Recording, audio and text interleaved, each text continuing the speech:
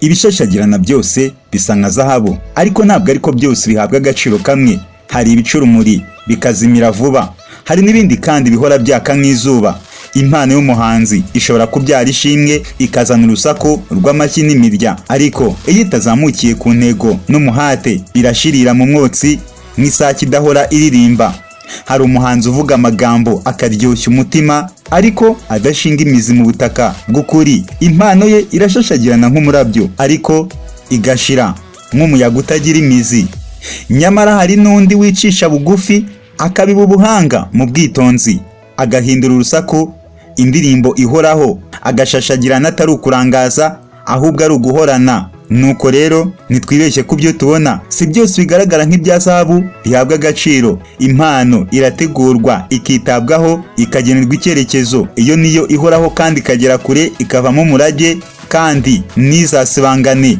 Uyu munsi mu kiganiro cyacu tugiye kugaruka ku muhanzi bivuga ko yazimye wamamaye nka Lil G. Ese yarengeye he? Akora iki? Kuki yaretse umuziki? Ikaze mu kiganiro. Nge nitwa Justin Mind Harerimana, mbahaye ikaze mu kiganiro cya none. Umuhanzi Lil G akiri muto yahagurukiye umurya, arahaguruka araririmba arisanzura mu majwi. Rubanda barahaguruka baramwumva bamukomera amashyi. Lil G izina ryacengeye mu matwi y'abakunzi b'umuziki. Urugendo rwe ruba icyitegererezo cy'abato n'abakuru. Uyu yatangiye nk'umucyo utashya mu gicuku, yaririmbye indirimbo zitazibagirana mu mitima ya benshi. Ati nimba umugabo nzerekana itandukaniro ry'abagabo, ariko inzira niyahaye ikaze inzozi ze. Aho yagombaga gushimwa cyangwa se mu cyimbo cyo gushimwa yaribasiwe. Kuri ubu ngubu aho yagombaga gusongorerwa baramusetse. Abantu ntabwo bamubonaho ibyo bari bamutegerejeho cyangwa se umusaruro bari bamwitezeho, ahubwo bahitamo kumucira imanza. Aha ibyo byose ntabwo byangije isura ye, kuko mu mahitamo ye yabaye umuhanzi utagira ubwoba, intwari mu majwi, indahangarwa mu murwa. Uyu muhanzi yakomeje kwihagararaho, akomeza kuryoshya umuziki nubwo rubanda batari babona ibyo bari bamwitezeho. Baracyategereje ko yeguka akabaha ibyo yabasezeranyije, akuzuza ibyo indirimbo ze zari zarahanuye. Ariko Lil G ntacogora, kuko urugendo rwe ni nk'inzira y'inyenyeri. Nubwo hari abatarabona umucyo we, baracyategereje kandi bazabona ko impano ye ari urumuri rutazima. Dore amwe mu mateka ya Karangwa Lionel wamenyekanye nka Lil G, aho yavukiye n'imibereho ye bwa mbere akiri muto. Karangwa Lionel uzwi cyane mu muziki nka Lil G yavukiye mu mujyi wa Kigali, akarere ka Kicukiro, ku itariki ya 20 Werurwe mu cya 1994. Ni umwana wa kane mu bana barindwi mu muryango uhamye kandi ukomeje kumushyigikira kugeza ubu. Impamvu yahisemo kwinjira mu muziki akiri muto: nk'umwana ukiri muto, Lil G yagaragaje impano idasanzwe mu buhanzi, cyane cyane mu gutaka amagambo mu buryo bwa freestyle. Yari afite icyizere cyo kuzafatanya n'abandi bahanzi ndetse no kuzamura izina rye mu ruhando rwa muzika nyarwanda. Impano ye yagaragaye cyane mu mwaka wa 2007 ubwo yegukanaga umwanya wa mbere mu irushanwa rya freestyle competition ryateguwe na Contact FM. Ibi byabaye inzira yemeje benshi ko afite ubuhanga budasanzwe, bituma atangira guhabwa icyizere mu rugendo rwe rw'umuziki. Dore uko yatangiye umuziki n'icyatumye azamuka vuba. Urugendo rwa Lil G rwatangiye muri 2007 afite imyaka 12, ubwo yari akiri mu mashuri abanza. Nyuma yo kwigaragaza mu irushanwa rya Contact FM, abatunganya muziki nka JP batangiye kumwiyambaza, banamuha amahirwe yo kwinjira mu nzu zitunganya umuziki. Ibi byatumye ahita atangira gukora indirimbo zitandukanye zaje kumenyekana mu buryo bwihuse. Amenyekana nk'umwana muto ufite impano ikomeye muri hip hop nyarwanda. Dore imyaka ye ya mbere mu muziki nuko yubatse izina. Mu myaka yakurikiyeho, Lil G yihangiye umuzingo w'indirimbo zakunzwe cyane mu Rwanda harimo iyo yise Itsoke, Nimba Umugabo, Akagendo. Izi ndirimbo zamufashije kwiyubaka mu muziki akiri muto, agera ku rwego rwo kuba umwe mu bahanzi bato babashije guhanga izina rikomeye mu gihe gito. Yatewe inkunga cyane n'abantu nka producer JP, anamufasha gushyira ku mbuga umuziki we waje gukundwa cyane n'urubyiruko. Impamvu zitandukanye zatumye agabanya ibikorwa bya muzika. Nubwo yakomeje kuba izina rikomeye nyuma y'imyaka myinshi akora umuziki mu Rwanda, Lil G yahagaritse ibikorwa bye bya buri munsi mu muziki.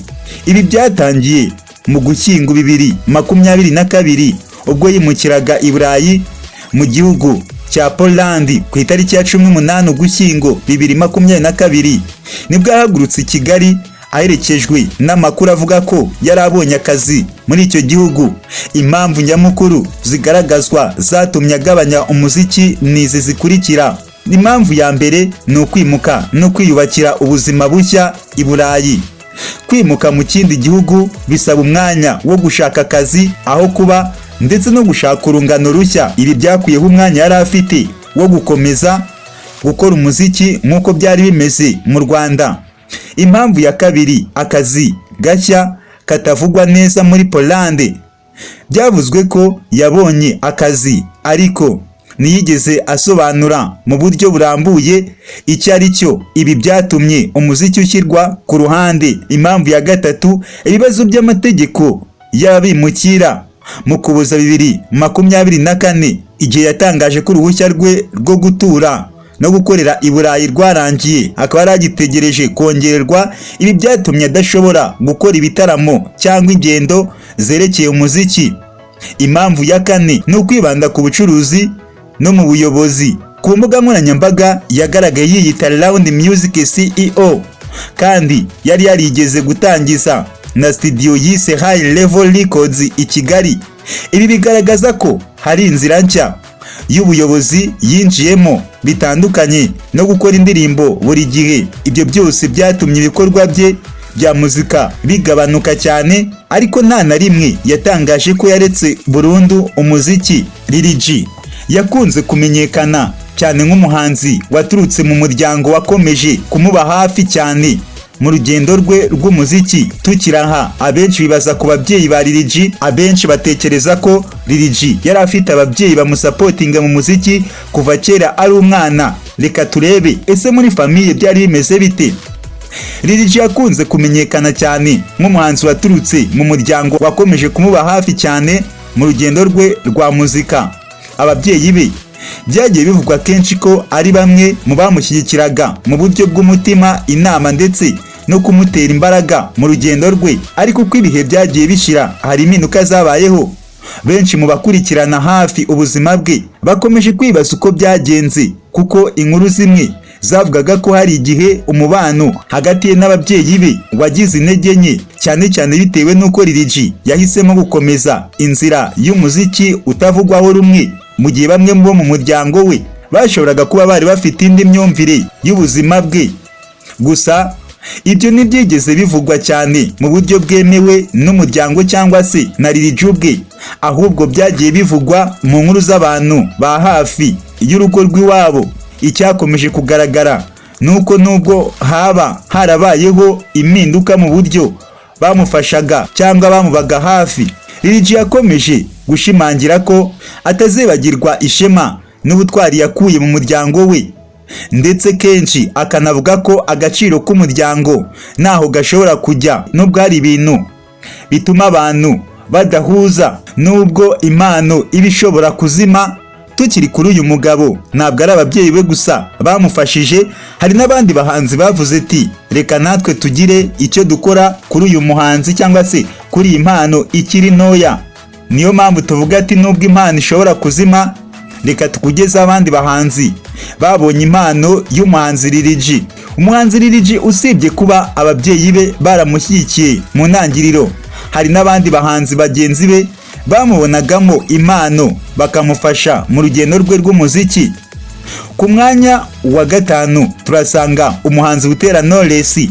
Uyu yamugaragaje nk'umwe mu bahanzi bafite ijwi ritangaje kandi rifite aho rishingiye mu buhanzi bw'umuziki bw'u Rwanda. Ku mwanya wa 4 mu bantu bagize icyo bakorera uyu muhanzi Lil G turasanga umuhanzi Riderman Ridezo.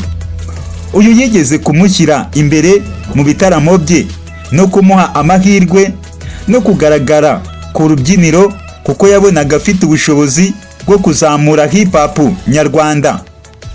Ku mwanya wa 3 turasanga Urban Boys. Ni groupe yari igizwe n'abasore batatu, Humble Jizzo, Nizzo na Safi. Aba nabo babonaga muri Lil G impano yihariye mu njyana y'urukundo ya R&B na Afrobeat, ndetse bamwe bakamukoresha mu ndirimbo zabo nk'itsinda.